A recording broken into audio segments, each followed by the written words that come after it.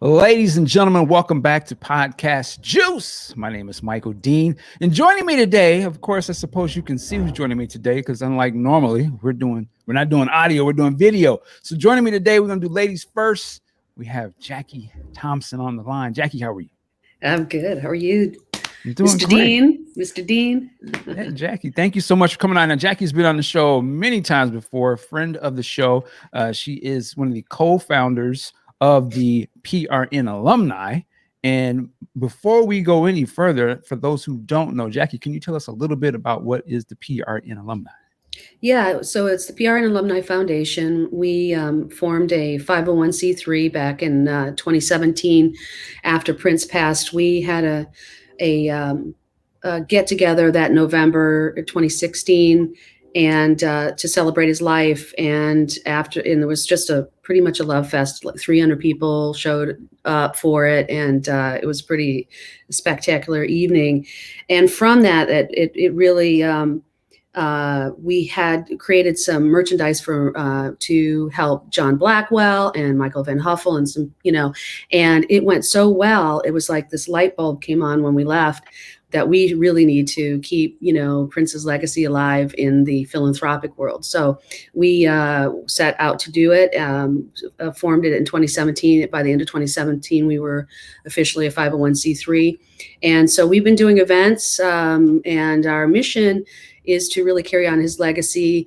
He was doing so many things in so many arenas. We kind of whittle it down to obviously music, tech, and art programs for kids are our main focus. And then we also do urban farming, sustainable farming in the urban cities, where food is a little bit sparse as far as natural foods. And that one thing he was very into was not only education, but also what you put in your body.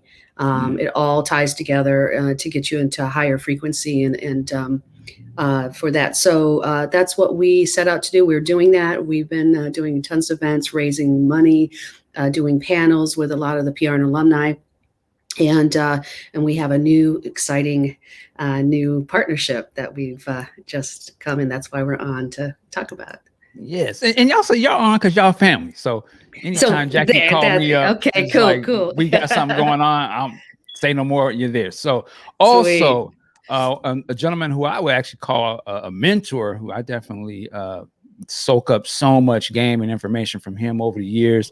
Had the pleasure of meeting, hanging out with him, taking me under his wing. You dig, and just really bringing me into the game. Mr. Dave Hampton, sir, how are you? Hey, how you doing? I'm good, man. It's been a minute since I've had you actually on the show. Yeah. So it's always a pleasure, sir. And Dave, for some of those who don't know in the purple world, give a little insight into how you were associated with Prince. Of course, you're with the PRN alumni, and just a little bit of your background. I'm a board member of the PRN alumni, and I'm also a former technical director of Park. I came there in 2003 and worked for 10 years to just upgrade the facility. He brought me in initially to just upgrade and fix the rooms, and then asked me to stay and handle the technical facilities. So I stayed, and we worked through what, became the last big push of his career. And but a lot of fun. Ever since his passing, the whole introduction into all the Prince fan clubs and the communities all over the world through PRN alumni has kind of put us all in one big family. So Definitely awesome. And also, we don't have to drop the names, but Dave has also worked with the greatest in the game of music, period. Just to drop a little, Miles Davis, Dave, help me out. There's so many that Herbie Hancock, yes. Babyface, Whitney Houston, you name it. Yeah. I've been doing this 40 plus years. So this is going into year 43. Wow. And, it's been a journey. All right. And also we have a newbie to the show. I say this is the first time meeting this gentleman, but I've been reading up on him in anticipation of doing this interview here today. So Mr. Bart Johnson, sir, how are you, sir? Hey, Michael. I'm doing well. Thanks for having me on. I'm really. Thank you. Now, you don't normally get the background on where you're at right now, Bart, but what is that? Where are you with the background here? You got the logs and whatnot? Yeah, I'm in northern Minnesota right now. I live in Minneapolis, but it's my kids' school spring break. So the family came up here for the week, and there's a beautiful frozen lake outside and national forest, and it's just really peaceful. So we're having a good time. Okay, man, we need to switch places. That's where I need to be. Tranquility. I love it. It might be a little cool for you up here, though. That's all right. Now, Bart, he is the founder of, and I'm going to abbreviate the MSNM. But Bart, tell me the full title and tell me some background about the schools. That's really what we're here to talk about as well, please. The Minneapolis School of New Music is a new school starting up in North Minneapolis. We're a tuition-free public charter school, and we're opening for grades 6 through 8 in September. And our model is called music immersion. So the students will have a full day.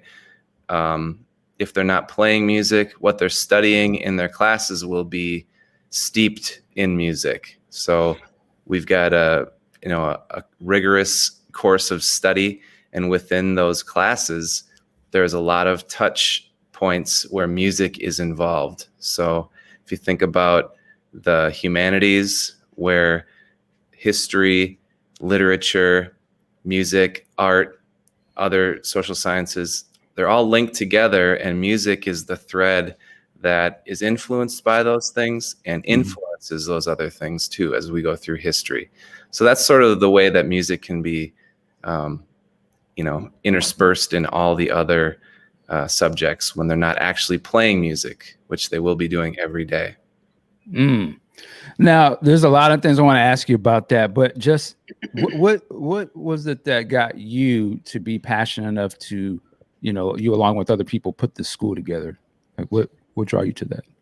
I've always loved music. I, like we were talking about before, I've played guitar, drums, was in bands when I was a kid. Before that, I was really into the boom bap age, the golden age of hip hop, and watched MTV Raps every day. Like, wrote down all the songs in my notebook and all the artists, and I studied it, and I love music, and I've been a teacher and a principal and an executive director at schools for 22 plus years now. And I figured I know school and I love music. And those are two things that I think if we put those two together, we can make something, new and different, and something that kids would actually love to do every day. Come to school where they can play and learn about music, something that kids are passionate about. And it's something that will motivate kids to come to school. And I know that most kids, or a lot of kids in middle school and high school, have a hard time getting excited about getting up and going to school every day.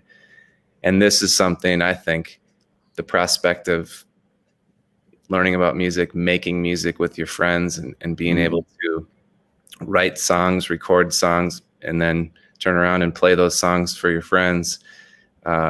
That to me seems pretty motivating. And once kids are excited about school, they do well.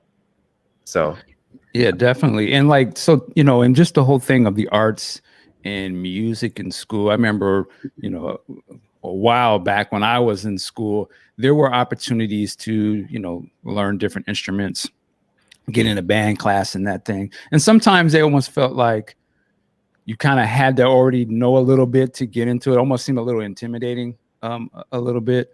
But there was always a desire to want to do it. And then I don't know, nowadays, that may be like when I talk to my kids about going to doing music, it's almost like they don't really take it as serious, or they don't think about it as much as we did back then. And I'm curious, what do you guys have that can get kids excited about music? Like, we were always excited about the music stars and wanting to learn how did Prince learn how to play like that and things of that nature.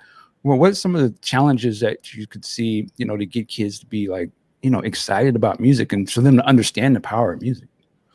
Yeah, well, I think a lot of what is offered for kids right now is the traditional band, choir, orchestra. Mm-hmm. A lot of kids don't want to play the trumpet or the bassoon or the flute or whatever. Nothing wrong with any of those instruments, but kids want to play what they want to play, and there can only be, a couple drummers in the band or a couple, in the concert band. We want to give kids the opportunity to play whatever they want or learn whatever discipline they want. So if they want to play the guitar, they can do it. If they want to play the drums, they can do it. If they want to learn how to rap, they can do it. If they want to make beats and make their own music that way, electronic music, they can do that. So we're giving them the opportunity to choose whatever they want. And a lot of kids are drawn to the music that they listen to. Mm-hmm. And we're giving them the opportunity to learn first about something that they really care about. And now with technology the way it is, kids can really, if they know how to do it, they can make their own music, in their bedroom or wherever. And that creation of music is really something that spurs more creation. So we want to get them excited about creating. And once they do that, as you know, creative people, you're all creative people. Once you do something, you want to search for that next new thing that right. excites you. So I think getting kids excited about what they're already listening to and what they're already influenced by, mm-hmm. That's how we get kids excited about music. Because I don't know about you, but I never even thought about writing a song until I was like in my 20s or, in my late teens, because I was like, well, that's for people who are experts, Right. I got you. But music. I know I want to be there. I wish I had had an opportunity to be in a school like that, in this school. Yeah. I'm serious. It's a great opportunity for kids, and to have that opportunity is just pretty darn cool to have that experience and to be able to not, when I was in music, we did recorder, and then I went to flute, and I was second chair of flute, but then I was also playing drums. But that's what you were taught in school, and it was very, that way. But to have that ability to have maybe, the opportunity to do production and write your own music, and just to have that exposure, I think is a wonderful opportunity for people. Those kids. Yeah, and with that said, how did you guys connect? How did PRN alumni and Bart Johnson, you guys connect and team up together? Well, I got an email from Bart last year. I don't know what middle of last year, I think it was, Bart. And we started, he said, hey, would you be interested in talking? I've got a new school. Would you be interested in talking? And I was like, yeah. So we got on a Zoom with some of our peeps and Bart, and he already knew Craig Rice. And we started talking. He explained what he was up to. And we were like, this is like right in our mission of what we're all about. And, at North Minneapolis, hello, and, right. We thought that this is perfect alignment for,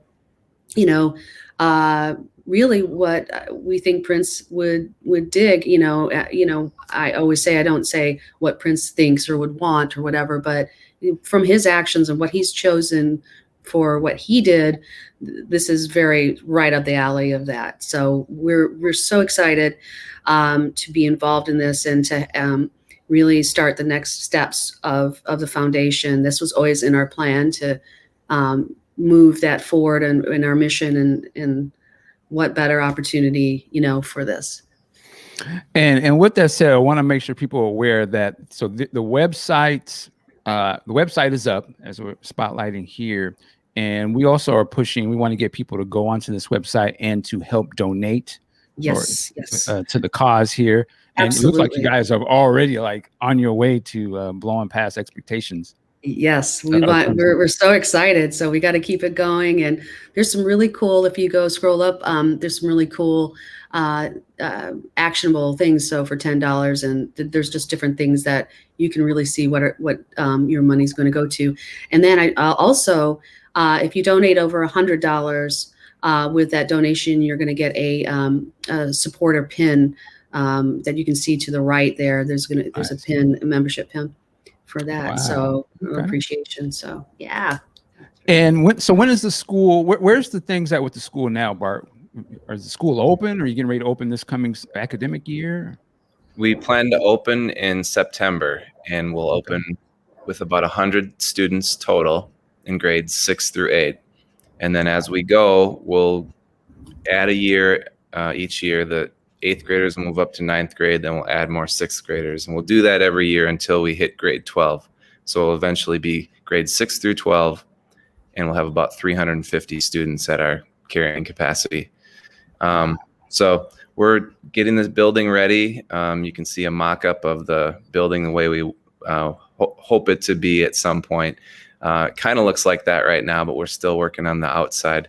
But it's in North Minneapolis. It's a nice little neighborhood there, and we've been having great relations with the neighbors and the businesses around there and the nonprofits. So yeah, and talk to us a little bit for those who are outside of Minneapolis. We only know it for certain things. Can you give a little history? Because when you say North Minneapolis, I understand a little bit what that means, but just historically, what does that mean to the people there, that community, to have this type of school, to be there? Well, North Minneapolis, and maybe Jackie and Dave, you want to jump in on this. North Minneapolis right now is sort of where I would say it's the black part of Minneapolis, and there's a great strong black community there with churches and great neighborhood associations there. And there's where we are is in Camden Town, which is a really nice part of North Minneapolis. Prince grew up here. A lot of people, part of Prince's crew grew up here. Yep.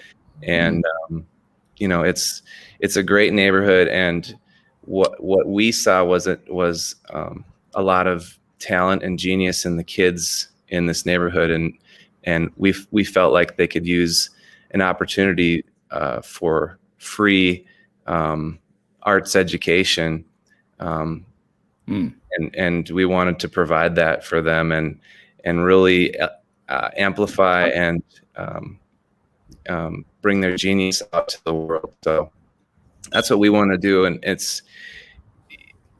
I think it's a great opportunity for the community, but we really want to be a place where kids can be creative and enjoy school. And we also want to be a school that is a quality school in this neighborhood. I really believe that we can use a lot more quality schools in Minneapolis, and especially I think North Minneapolis could use a school that's focused on the arts. Yes. And I think that's really important for this neighborhood.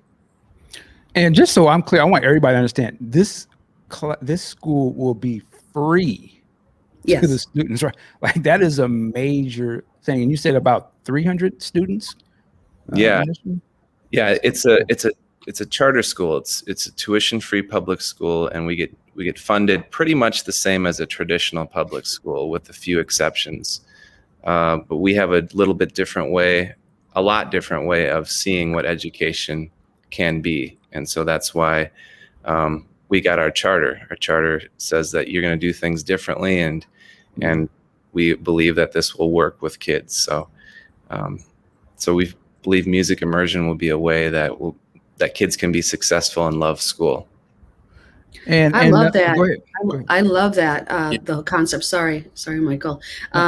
With that concept, because we've been talking, and one of the things, even if the kids don't end up going into the music industry or becoming the next Prince in the school, music really cultivates and opens the mind in so many different ways as far as for learning, just like language in Spanish or another language. When you learn a second language, I look at music as a language and opening the mind, and studies have shown that.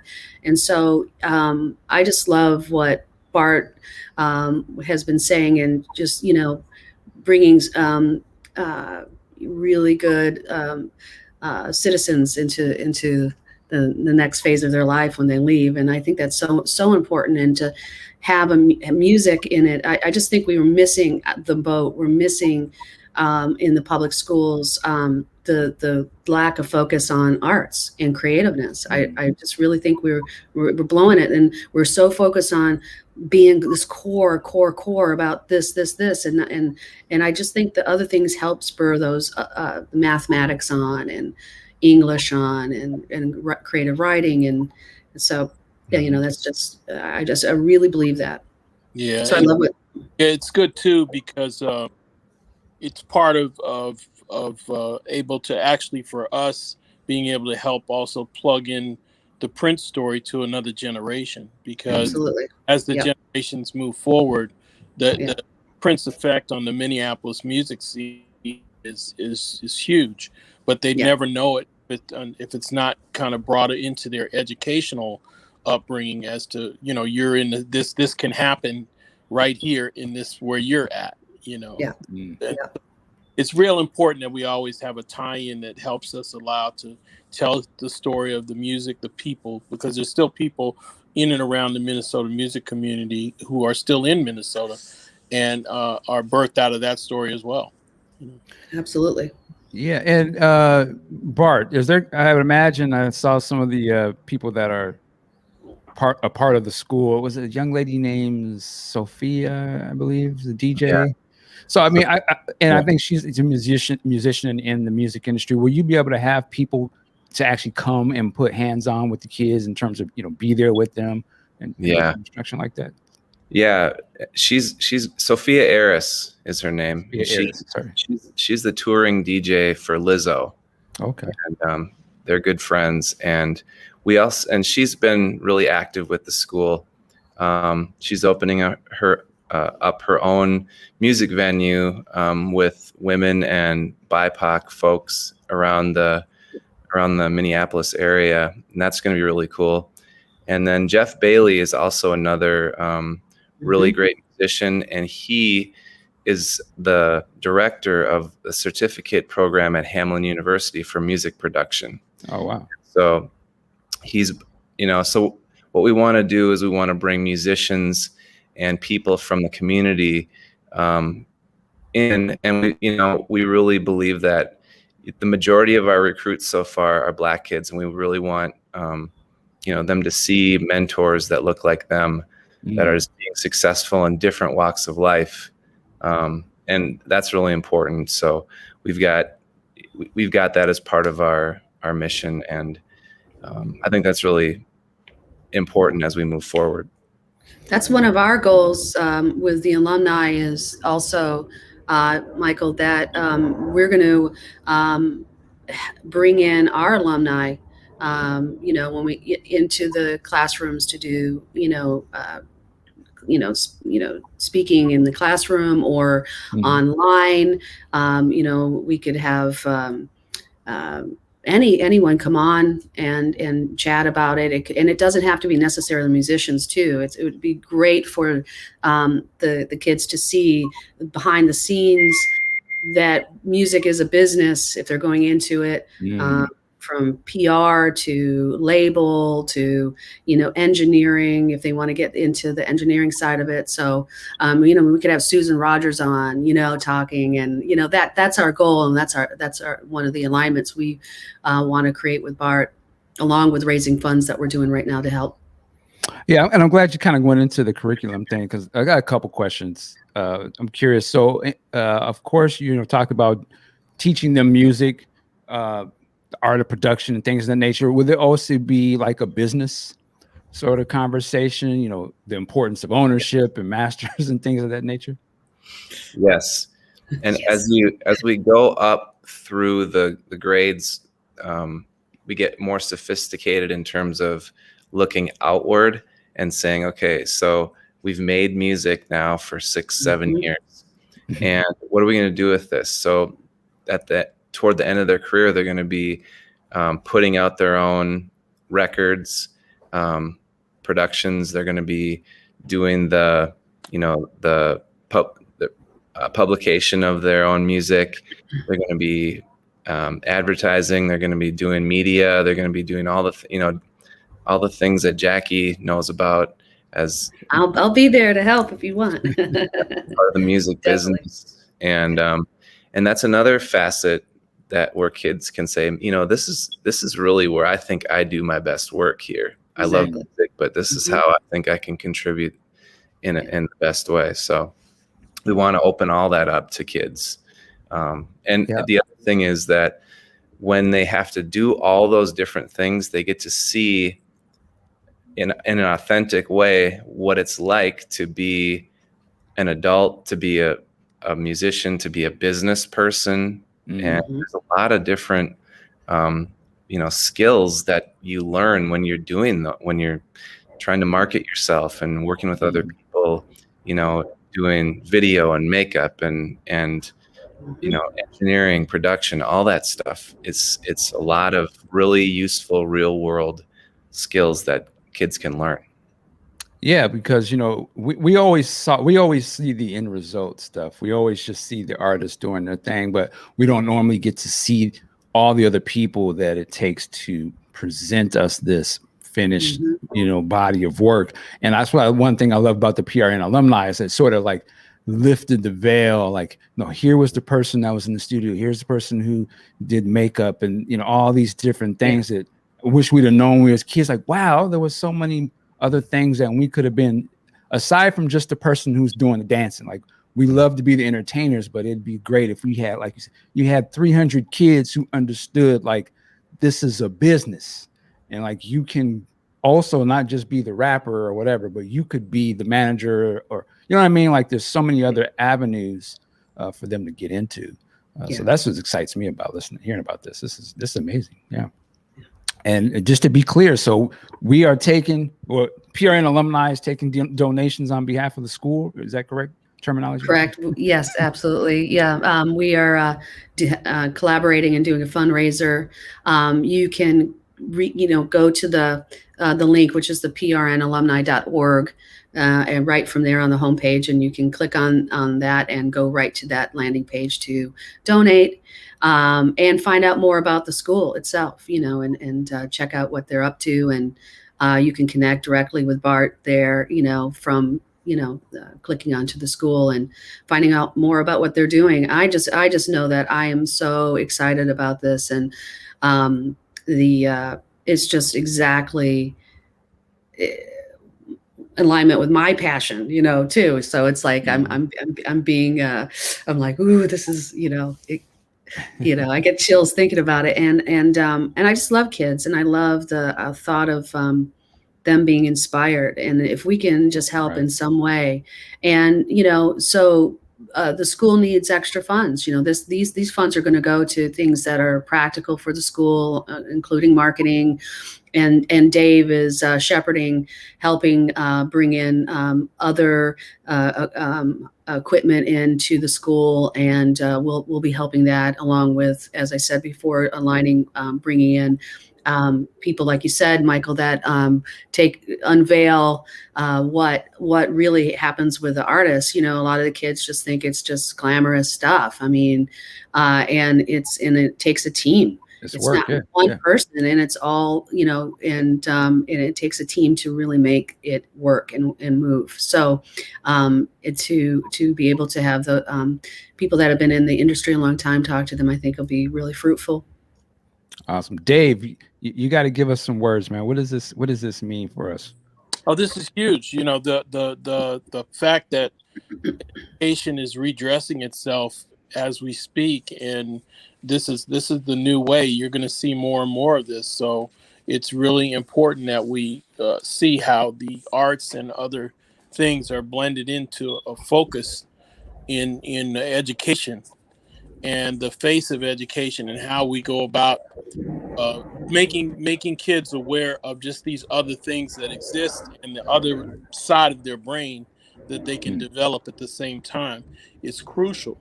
It's crucial that more institutions start to look at what's happening in places like this and take it as a lead, because the typical education system that we now have across this country is far behind.